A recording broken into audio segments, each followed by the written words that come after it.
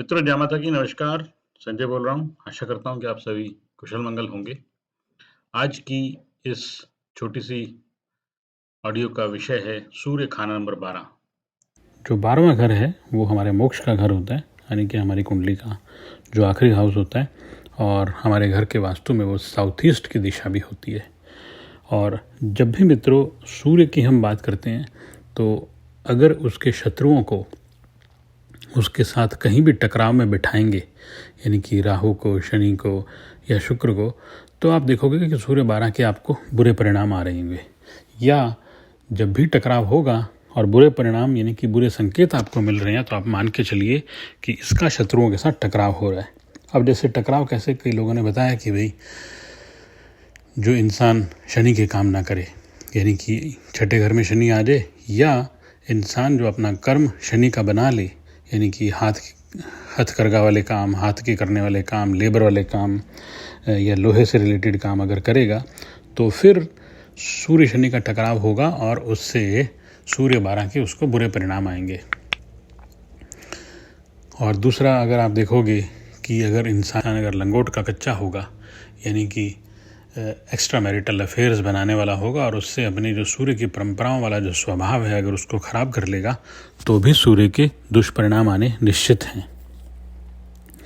या वर्षफल में 6-8 भावों से अगर सूर्य को उसके शत्रुओं से टक्कर लगे, तो भी सूर्य 12 के बुरे परिणाम आते हैं। अब व्यवहार में सूर्य 12 और कहाँ देखोगे आप? अगर आप नोटिस करो कि हस्बैंड वाइफ बेडरूम में घुसते ही अगर उनकी लड़ाई बजे, और ख़ास तौर पे जब वो बेडरूम साउथ ईस्ट की दिशा में हो, यानी कि साउथ ईस्ट की दिशा हमारे टेवे का 12वां घर होती है, तो आप ये मान के चलिए कि उनका सूर्य 12 है और सूर्य 12 के बुरे प्रभाव आ रहे हैं, क्योंकि बेडरूम में घुसते ही उनकी लड़ाई बज रही है। तो उसके लिए आपको या तो वहाँ से उसको हटाना होगा, उस बेडरूम को वहाँ से बदलना होगा, और सूर्य 12 के इलाज करने पड़ेंगे। दूसरा, आप नोटिस करोगे 12वां घर जो कि साउथ ईस्ट की दिशा है, वहाँ पे अगर किसी भी प्रकार के राहु के आशय हम बना लें, जैसे मैंने किसी की ऑडियो में सुना था कि टॉयलेट वगैरह बना लें, तो भी सूर्य 12 के बुरे परिणाम आना निश्चित है। क्योंकि चाहे आपके टेवे में राहु कहीं भी बैठा हो, लेकिन आपने अपने वास्तु में राहु को जगह दे दी है। और अगर आप राशिफल और ग्रहफल का अगर चैप्टर 1942 में पढ़ोगे, तो उसमें 26 रूल बताए गए हैं राशिफल और ग्रहफल के। उसमें से एक रूल ये भी है कि आपके जो टेवा अगर आपका ग्रहफल का है, तो आपके घर का वास्तु आपका राशिफल का होता है। यानी कि घर के वास्तु में अगर किसी भी प्रकार के अच्छे बुरे बदलाव किए गए, तो उससे आपके कुंडली के ग्रह पलट जाते हैं, क्योंकि आपका जो घर का वास्तु है वो राशिफल का होता है। ये कोई 10वां 11वां रूल है, उसके अंदर आप पढ़ सकते हैं 1942 लाल किताब में। तो वहाँ से भी आप सूर्य 12 के आपको बुरे असर आएंगे। अगर साउथ ईस्ट में आपका टॉयलेट बन जाए, तो उसके पीछे ये लॉजिक है। और एक चीज़ आप लोगों ने नोटिस की होगी मित्रों, और पुराने समय में, आज से 20-30 साल पहले, तो घरों में टांड बहुत हुआ करते थे। टांड मतलब कि अपने ओवरहेड स्पेस बना के घर में बाथरूम, टॉयलेट या किचन के ऊपर, और उसमें घर का जो पुराना सामान रख दिया जाता था।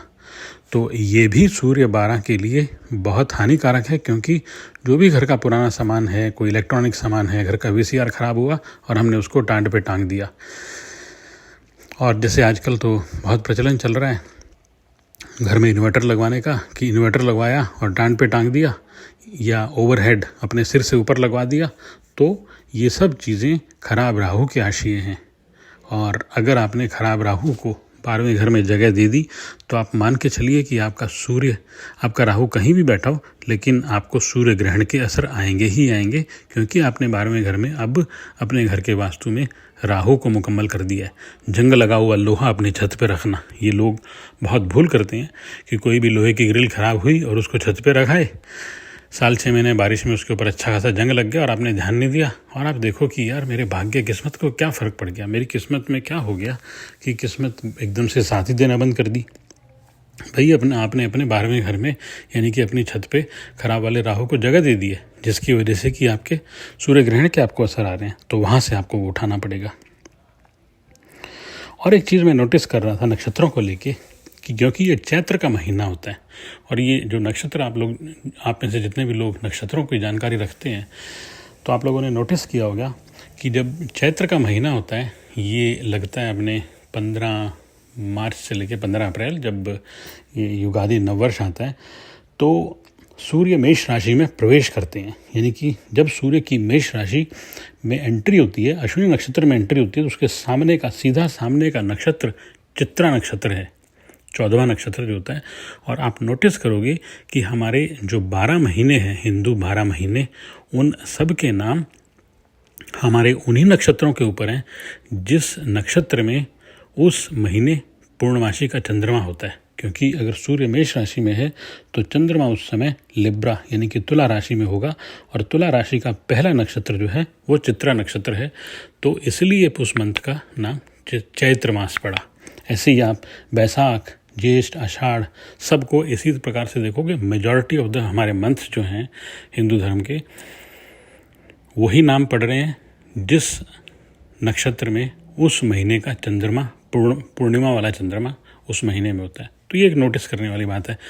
ये मैं इसलिए बता रहा हूँ क्योंकि आप वैसे तो कैलेंडर खोल के देख लोगे लेकिन ये चीज़ें हमें पता होनी चाहिए। अब कल ही जैसे मैंने अपनी एक शनि की 7:30 पे एक वीडियो रिलीज़ की तो बहुत लोगों को नहीं पता कि ब्रह्मांड में जो 7:30 जो बनती है हमारे पिंड में यानी कि हमारे टेवे में, तो ब्रह्मांड में क्या ग्रहों की संरचना होती है कि जिसकी वजह से वो 7:30 का योग बनता है। राइट, कि हमारे टेवे में चंद्रमा जहाँ भी बैठा है, जिस भी राशि में बैठा है, अगर गोचर करता हुआ शनि, जो ब्रह्मांड में गोचर करता हुआ शनि अगर उस राशि में आ जाए या उस राशि से एक राशि पहले या एक राशि बाद में आ जाए, तो क्योंकि शनि एक बहुत स्लो मूविंग प्लैनेट है और चंद्रमा एक सबसे फास्टेस्ट मूविंग प्लैनेट है, तो जो फास्टेस्ट मूविंग प्लैनेट के ऊपर से एक स्लोएस्ट मूविंग प्लैनेट का जो गोचर होता है उससे चंद्रमा हमारे मन का कारक है और शनि एक स्लो गति वाला कारक है। तो वो हमारे मन की जो गति है उसको बहुत धीमा कर देता है। हम कुछ सोच समझ नहीं पाते, उसी को तो हम ग्रहण कहते हैं, उसी को हम चंद्र ग्रहण कह सकते हैं, उसी को हम 7:30 कह सकते हैं कि हमारे मन की गति को कंट्रोल करने वाली कोई बहुत बड़ी पावर ब्रह्मांड में इस समय गोचर में हमारे ऊपर से घूम रही है और उसी को हम जो ये 7:30 कह देते हैं। तो इसलिए मैंने ये नक्षत्रों वाला बताया कि हमें पता होना चाहिए कि ये सब चीज़ें कैसे बन रही हैं, ब्रह्मांड में क्या हो रहा है जिसकी वजह से कि ये नाम रखे गए। क्योंकि हमारे ऋषि मुनि को सिर्फ दाढ़ी और धोती वाला बता के उनको एक अलग ढंग से समाज में प्रस्तुत कर दिया गया, लेकिन वो किसी वैज्ञानिक से कम नहीं थे। पूरा हमारा सनातन धर्म एक विज्ञान पे आधारित है। इसी वजह से तो 12वें घर में या टांड पे राहु के आश्रय बना दिए और सूर्य ग्रहण का योग बन गया आपका। और फिर हम सोचते बैठे कि क्यों ये असर नहीं आ रहे, हमारे सूर्य 12 के अच्छे असर क्यों नहीं आ रहे। तो मित्रों, ये कहानी थी मेरे अपने ढंग से सूर्य 12 को सोचने का अपना नज़रिया है मेरा।